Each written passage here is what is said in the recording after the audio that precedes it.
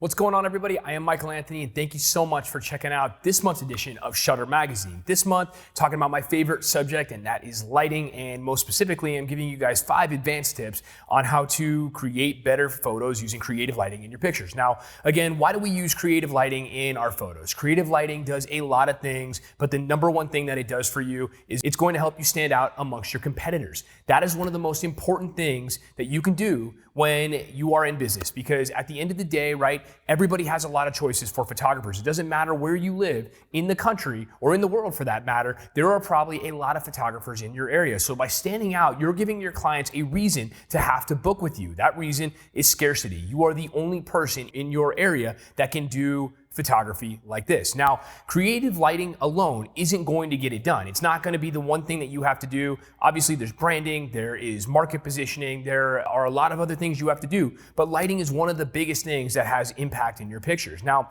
let me tell you guys what I'm talking about. If a client is looking for you, let's just say you wedding photographers for a second. Where do they find you? They find you on The Knot, Wedding Wire, Facebook, or maybe Yelp, a couple people, or maybe in a Google search, right? No matter what, they're looking at thumbnails of all different photographers. They're comparing your work, whether you like it or not, amongst your competitors. And here's the thing, okay? If your thumbnail does not catch their eye, if your work does not stand out, no matter how good all of those other things are in your business, you are not going to get clicked on and you will not earn that business. Talking about creative lighting, there are a couple of things in the article that I talk about that can help make your images stand out. There's 2 in specific I want to dive a little deeper into this video. The first one is to utilize flash or lighting to create sun flare in your pictures, right?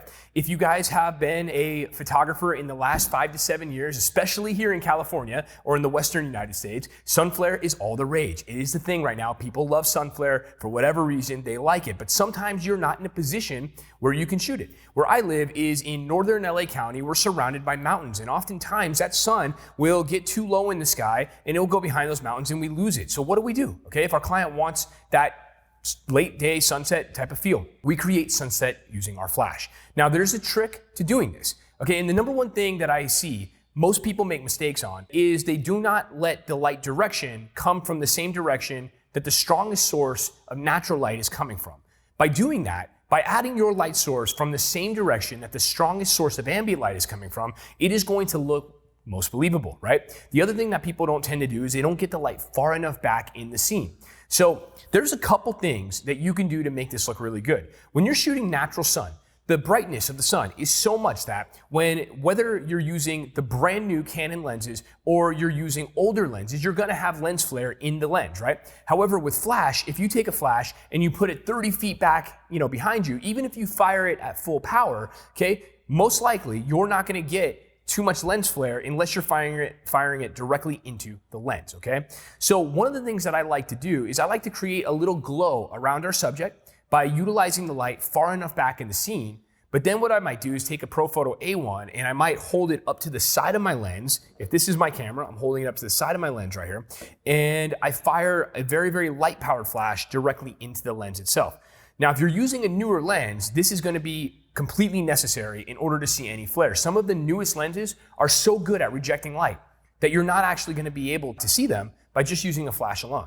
So by adding that little ProPhoto A1 right to the edge of your lens, you're gonna be able to add a lot of ambient light or ambience or haze, should I say, to the image to make it look more real and more believable. Next, when you get it into post-production, you're gonna wanna modify the color of that light and make sure all the colors around are gonna match as well too. I recommend just using a half or a quarter CTO gel on your 2 lights. That's gonna make it look the most believable. The second thing that I wanna talk to you about is controlling your light spill. This is one of the biggest giveaways to an amateur strobist or somebody using flash, that they do not know what they're doing, and that is that they are not controlling the light spill. When you guys are lighting your subjects, there's 2 things that feathering the softbox will do for you, okay? Number 1 is it's not gonna light them direct on, and you're not gonna have those shiny spots all over their face. The second thing that it's gonna do is it's gonna control the spill and the pattern that light falls around them. So we almost never will light somebody direct with the softbox unless it's like high noon and we absolutely need all the power we can get. But if we can get away with it, what we'll do is we'll tilt the softbox up and we'll fire it above our subject and just light them with the edges of that softbox. That'll get rid of the hot spots in the frame. It'll make the light, the shadow to highlight transition, much more gradual and a lot better looking. Those 2 things alone are gonna help you. But the last thing that I wanna talk to you about is utilizing tools like grids.